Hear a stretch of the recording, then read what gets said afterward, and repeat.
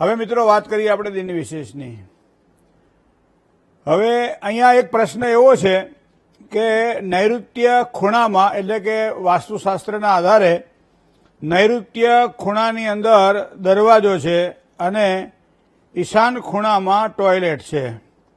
અગ્નિ ખૂણામાં રસોડું તો બરાબર છે, વાયવ્ય ખૂણામાં પાણી છે અને નીચેથી એટલે બાંધકામ કરેલું છે. તો પાણીની ટાંકી પણ ઉપર કોઈએ કહેવાથી ઈશાન ખૂણામાં રાખી છે. તો આ કેવું રહે?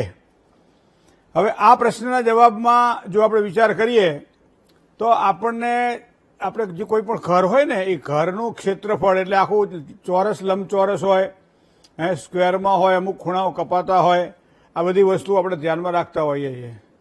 હવે સામાન્ય રીતે દરેક વ્યક્તિએ ઈશાન ખૂણાની આપે કહ્યું કે ઈશાન ખૂણામાં પાણીની ટાંકી છે.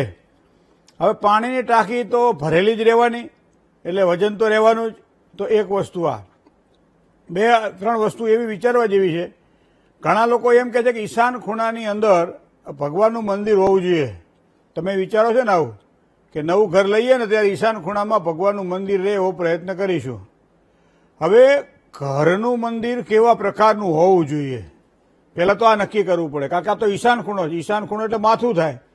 માથા ઉપર તમે વધારે વજન કેટલો સમય સુધી રાખી શકો અને કઈ રીતે રાખી શકો એ તમે જ નક્કી કરી લો. અમારે તમને કહેવું પડે એના કરતાં તમે જ નક્કી કરો, તમે તમારા વાસ્તુશાસ્ત્રી. તો ઈશાન ખૂણાની અંદર બિલકુલ ઈશાન ખૂણાની અંદર જ્યારે તમારે આ પ્રમાણે જો મંદિર રાખવું છે તો ઘરની અંદર અત્યારે મોટાભાગે જે પ્રચલન ચાલી રહ્યું છે એમાં ઈશાન ખૂણાની અંદર મંદિર તો છે પણ એ મંદિર લાકડાનું, શીશમનું અથવા તો સાગનું અથવા તો એ નથી. સામાન્ય રીતે શ્રેષ્ઠ અમુક લાકડા માનવામાં આવે છે. પોચા લાકડા જેને કહેવાય શ્રેષ્ઠ માનવામાં આવે છે. અમુક કાઠા લાકડા જોઈએ, અમુક ગાંઠો વગરના લાકડા જોઈએ અને એનું મંદિર તૈયાર થાય. ઉપર જે પાલિશ કરે છે પાલિશ કયા પ્રકારનું છે એ નક્કી થાય. બરાબર? તો આ આપણે મોટા ભાગે આ અલગ અલગ વસ્તુઓ જોઈએ છે. પણ હવે અત્યારના પ્રચલનમાં એવું છે કે એ મંદિર આપણું આરસનું બનાવીએ આપણે. હવે સૌથી વધારે જો વજનવાળું હોય તો એ આરસ છે. હવે આરસને આપણે ઈશાન ખૂણામાં રાખીએ છીએ મતલબ કે આપણે કંઈ ભૂલ તો નથી કરતા ને. મેં તમને કહ્યું ને કે પાણીનું બેડું છે, પીવા માટે જરૂરી છે. શરીરમાં 70% પાણી છે પણ એ પાણી તમે આખો દિવસ માથા ઉપર ન રાખી શકો. બરાબર? એ જ પ્રમાણે ઈશાન ખૂણાની અંદર આવા પ્રકારનું જો તમારી પાસે હોય મંદિર તો એ આરસનું મંદિર, વધારે વજનવાળું મંદિર, ઘણા લોકો મોટું બધું મંદિર રાખે છે. તો એવા સમયે તમે ઈશાન ખૂણાને પસંદ કરતા હોય ત્યારે એક વસ્તુ આ ધ્યાનમાં રાખવી પડશે. બીજી વસ્તુ, ઈશાન ખૂણાની અંદર ઉપરના ભાગમાં પાણીની ટાંકી. અહીંયા પણ પ્રશ્ન એ છે કે ઈશાન ખૂણામાં પાણીની ટાંકી હોય તો હવે સામાન્ય રીતે આપણે જે જગ્યા આપણી પાસે છે, માનો કે આપણે ઈશાનથી માંડી અને અગ્નિ સુધીની વાત કરીએ તો ઈશાન ખૂણાથી અગ્નિ સુધીની વાત આપણે કરીએ તો આપણે તમે જ્યારે પૂજા કરતા હોય ને ત્યારે ભૂદેવ જે આપણા ઘરે જે પૂજા કરાવે ને એ વાસ્તુ શાંતિની પૂજા જ્યારે કરાવે ત્યારે એક પાન ઉપર પહેલા 9 લીટી ઊભી કરે અને 9 લીટી આડી કરે. બરાબર? અને મધ્યની ભાગમાં આડી લીટી જે છે એ અને ઊભી લીટીની વચમાં ભાગમાં દેવતાઓનું સ્થાપન કરે, જેને અમારા કર્મકાંડની અંદર રેખા દેવતાઓ કહેવામાં આવે છે. તો રેખા દેવતાઓ એટલે ઘર બનતી પહેલા આખું એનું સ્ટ્રક્ચર તૈયાર થાય છે. એનું પેપર વર્ક તૈયાર થાય છે. આપણને ખબર નથી કે આ વાસ્તુ પોણા ભાગનું જે વાસ્તુશાસ્ત્રનું જે નિયમો છે એ આપણી પૂજામાં બતાવવામાં આવેલા છે. અને ત્યાં 84 શિખિન્યાદી દેવતાઓની પૂજા ત્યાં થાય છે.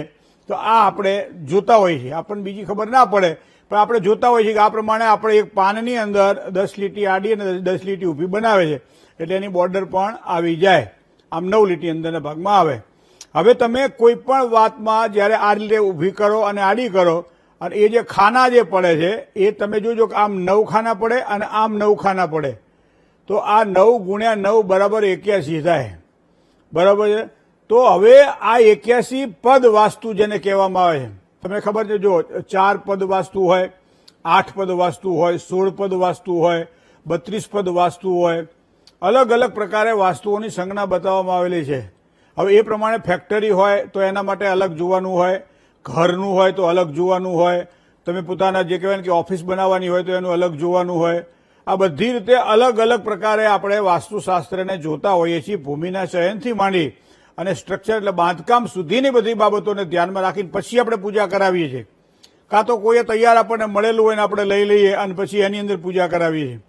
તો હવે ઈશાન ખૂણાની અંદર પાણીની ટાંકી જો હોય તો ઈશાન તો શીખીન્યાદી જે દેવતાઓ જે છે એમાં એ ઈશાન ખૂણાને ભાર રહિત માનવો જોઈએ. હવે ઈશાન ખૂણામાં તમે પાણીની ટાંકી મૂકો છો તો એનો મતલબ કે આખા ઘરની અંદર એનો ભાર લાગે છે. પણ એક કે બે પદ વાસ્તુ છોડી દો, બે ખાનાના આખો ભાગ તમે બનાવ્યો ને, 9 ભાગ બનાવ્યા, 9 ભાગની અંદર એક કે બે ભાગ તમે છોડી દો, બરાબર, અને પછી તમે મૂકો છો પૂર્વ અને ઈશાનની વચ્ચેના ભાગની અંદર, તો એમ કહેવાય છે કે એમાં સારી સફળતા પ્રાપ્ત થાય.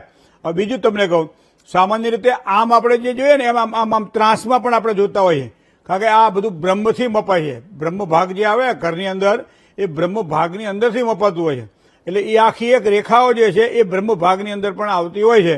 તો આ પ્રમાણે બ્રહ્મ ભાગની અંદર તમારી જે રેખાઓ જે છે એ સીધી ઈશાન ખૂણામાં કપાવી ના જોઈએ.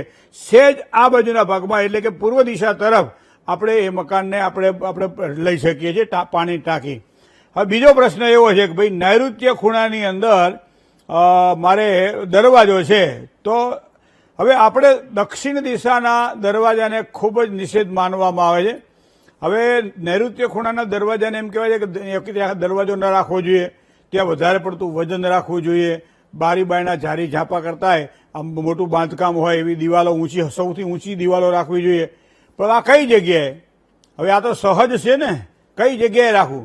એ તમારા ફ્લેટમાં તમે 5મા માળે 6ઠા માળે રહેતા હોય અને બાજુમાં જ બાજુનો ફ્લેટ 30 ફૂટ છોડીને બાજુવાળાનો જો ફ્લેટ આવતો હોય તો શું આ બંધારણ તમને લાગુ પડે? કે પછી ખુલ્લી જગ્યા હોય ને ખુલ્લી જગ્યાની અંદર તમે જ્યારે બાંધકામ કરતા હોય અને વાયુનું જે આવાગમન જે છે એ વાયુના આવાગમન પ્રમાણે ઈશાન ખૂણાથી ઈશાની પવન જેને કહી શકાય, કારણ કે દરેક વિષુવવૃત્ત પ્રમાણે પવનની અલગ અલગ શાખા હોય. આપણે તમે જોજો ઉનાળાની અંદર બિલકુલ સૂર્ય સીધો ચાલે અને એટલા કારણે વિષુવવૃત્તની અંદર સૂર્ય સીધા કિરણો એ માણસના શરીર પર પડે ત્યારે સૌથી વધારે ગરમી આપણને અહીંયા વૈશાખ મહિનામાં લાગે અને એ ચૈત્ર વૈશાખ ને જેઠ, બરાબર, જેઠ તપે તો એમ કહેવાય છે કે અષાઢમાં વરસાદ પડે. તો આ વસ્તુ મારા તમારા જીવનમાં મહત્વની અને અગત્યની છે. અને એટલે તમે ઈશાન ખૂણાની અંદર માનો કે તમારા આ ભાગ આખો તો આપણો ઘરનો હોય અને એમાં આપણે ઈશાન ખૂણાથી માંડી અને નૈઋત્ય ખૂણો એટલે બિલકુલ એની ત્રાસમાં સીધો નીચે ખૂણો આવે તે. હવે નૈઋત્ય ખૂણામાં દરવાજો છે એ પ્રમાણે જે ઈશાન પ્રમાણમાં છે એ જ પ્રમાણે નૈઋત્ય ખૂણાની અંદર એના બે ભાગ છોડી અને કાં તો તમે પશ્ચિમ તરફ જાઓ છો અથવા તમે દક્ષિણ તરફ જાઓ છો તો એ બિલકુલ મધ્યમાં એ ભાગ ન હોતા એક કે બે પદ છોડી અને જો મકાનમાં બાંધકામની અંદર તમે જ્યારે તમારું પોતાનું મુખ્ય પ્રવેશ દ્વાર બનાવતા હોય ત્યારે અમુક દોષ લાગતા હોતા નથી, બરાબર. દક્ષિણ તરફ તમે જાઓ છો તો કદાચ થોડું દબાતું હોય, પણ આ બધું પશ્ચિમ તરફ, પશ્ચિમથી વાયવ્ય તરફ તમે જાઓ તો એમાં કયા પદ ઉપર તમારું બાંધકામ છે, કયા પદ ઉપર તમારું આ જે કહેવાય ને કે તમારું મુખ્ય દ્વાર છે એ વસ્તુ જોવાનું હોય.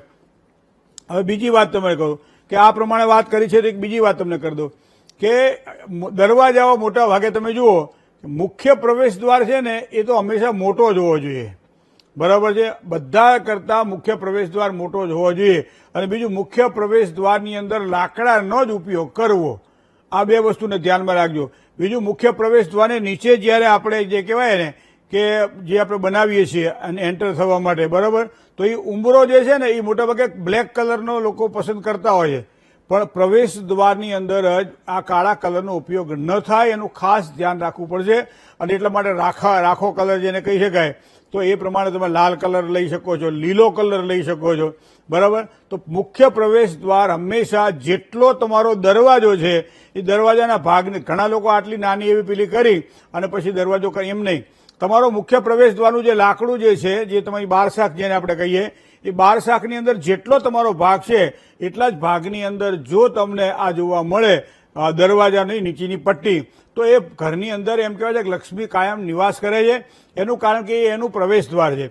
તો નૈઋત્ય ખૂણાની વાત તો આપણે જાણી લીધી કે એક પદ આ બાજુ છોડી દો, એક પદ આ બાજુ છોડી દો અને પછી એ મધ્ય પદ છોડી અને પછી જે પદ આવે છે ત્યાં તમે વાસ્તુનું મુખ્ય દ્વાર કરી શકો છો. હવે બીજી વાત કરીએ એમને ઈશાન ખૂણાની અંદર, ઈશાન ખૂણામાં ટોયલેટ છે. હવે ઈશાન ખૂણો ઈશ્વરનો ખૂણો છે. હવે હું તમને બીજી એક વાત સમજાવું કે તમે 4થા 5મા કે 6ઠ્ઠા માળે તમે રહો છો, કોઈ શાસ્ત્રીજીએ તમને કહ્યું અથવા વાસ્તુશાસ્ત્રીએ તમને કહ્યું કે ઈશાન ખૂણામાં તમને ટોયલેટ હોવું જોઈએ નહીં. હવે આ તો ફ્લેટ છે, ફ્લેટની અંદર માનો તમે તમારું ટોયલેટ ત્યાંથી હટાવી લો છો અને બીજી જગ્યાએ રાખીને જગ્યા તમે ખુલ્લી કરી નાખો છો. ઈશાન ખૂણો એટલે ખુલ્લો હોવો જોઈએ, આવી એક માન્યતા આપણી છે. પણ હવે ઉપરથી જે ડ્રેનેજ લાઇન જે આવે છે, બરાબર, એને તમે હટાવી શકશો? ના હટાવી શકો. તો ઈશાન ખૂણામાં ટોયલેટ હોય તોય શું અને ના હોય તોય શું ફેર પડે? તમે હટાવી લો, એનાથી એનો દોષ દૂર નથી થતો. શું કામ? કે એની જે ડ્રેનેજ લાઇન છે એ ઉપરથી જે નીચે જે આવે છે એ તો એની એ રહેવાની, બરાબર. તો આ વસ્તુને પણ આ નીચેનો જે ભાગ, જે ભૂમિનો ભાગ છે, મારો બંગલો કોઈ આપણે બનાવ્યો અથવા કોઈ પણ રીતે આ રીતે આપણે કંઈ બનાવ્યું, એની અંદર તમે જો આ રીતે બનાવો તો પાછો પ્રશ્ન ઉભો થાય.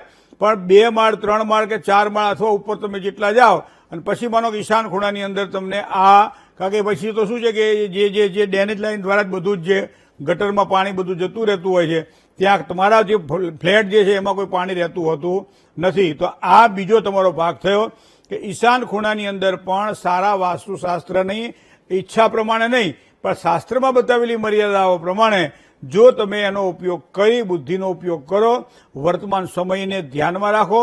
અને બીજું, ઘણી વખત મકાન બનાવવામાં બહુ તકલીફ પડે છે, બરાબર. કારણ કે એક તો ઉછીના પાછીના લઈએ, બેંકમાંથી લોન લઈએ, કરજ લઈએ, ઘણું બધું કરીએ ત્યારે એક મકાન બનતું હોય છે. અને એમાંય પછી 2-4 મહિના 6 મહિના આપણે રહીએ ને કોઈ આપણને કહે કે ઈશાન ખૂણામાં તો તમારે ટોયલેટ છે, નૈઋત્ય ખૂણામાં તમારે દરવાજો છે, તો એનો મતલબ એવો થાય કે આ ઘર તમારા માટે 0 થઈ જાય. પછી ના થતું હોય તો થઈ જાય. કારણ કે આ તો મનમાં એક વખત સંકલ્પ તમે નાખી દીધો. તો આ બધી વસ્તુઓને જો ધ્યાનમાં રાખવામાં આવે તો ખૂબ જ આપણને વાસ્તુશાસ્ત્ર પ્રમાણે સારી સફળતા મળે. તો હું તમને બહુ સરળતાથી કહું કે મકાનને પહેલા સમચોરસ જે છે, ના હોય તો સમચોરસ આકૃતિ બનાવો, મકાન બનાવવાની જરૂર નથી. અને ત્યારબાદ કેટલો ભાગ આગળ પાછળ જે કપાય છે, બહારના ભાગમાં શું શું નીકળે છે એ જોઈ લો. ત્યારબાદ એને 9 ખાના ઉભા, 9 આડી લીટી કરો એટલે ટોટલ 84 પદ વાસ્તુ થયું, 81 પદ વાસ્તુ થયું. તો એ પ્રમાણે તમે તમારા વાસ્તુશાસ્ત્ર પ્રમાણે તમે તમારા ઘરને બનાવો. અને આ બહુ પ્રાચીન પરંપરાઓ છે, આપણી આજકાલની પરંપરાઓ નથી. હા, આજકાલમાં ઘણી બધી નાની નાની વસ્તુઓ નીકળી છે. હાવરણી કયા ખૂણામાં રાખવી, ચપ્પલ કયા ખૂણામાં રાખવા, હાવેણી ઊભી રાખવી કે આડી રાખવી, ચપ્પલ પહેરીને રાંધી શકાય કે ના રાંધી શકાય. આ હવે બધું નવું ચાલુ થયું છે, બાકી જૂનું ક્યાંય આ મળતું નથી. ઘણા લોકો કે ચપ્પલમાં રાહુનો વાસ હોય, અગ્નિ ખૂણામાં અગ્નિનો વાસ હોય, તો અહીંયા શુક્ર એટલે લક્ષ્મીજી હોય, તો લક્ષ્મીજી પાસે ચપ્પલ પહેરીને ના જવાય. પણ બેનો મોટા ભાગે ચપ્પલ પહેરી, પણ એ રબરના ચપ્પલ હોય છે, એ કોઈ બીજા ચપ્પલ હોતા નથી. એ પ્રમાણે હાવેણીને ઊભી રાખવી, ગાડી રાખવી. પહેલાથી આપણા સમયે કોઈ સાવેણી દેખાય એવી રીતે નહીં રાખવાની ઘરમાં, પણ એવી જગ્યાએ હાવેણી રાખો કે દેખાય નહીં. અને બીજું, હવે એના માટે કે ઊભી રાખવાની જરૂર નહીં. કોઈ પણ ઘણા તો એમ પૂછે કઈ દિશાથી કઈ દિશા તરફ હાવેણી રાખવી. અરે મારી આ એક વસ્તુ નક્કી કરો કે અમુક વસ્તુઓમાં આપણે જો ભરેલા રહેશું તો પછી આગળ ક્યારે વધશું. તો એના માટે આપણું શાસ્ત્ર એવું સૂચવી રહ્યું છે કે યોગ્ય નિર્ણય લેતા પહેલા યોગ્ય માહિતી અને માર્ગદર્શન આપણી પાસે જો હોય તો આપણે એને સરળતાથી બનાવી શકીએ. જય ગણેશ.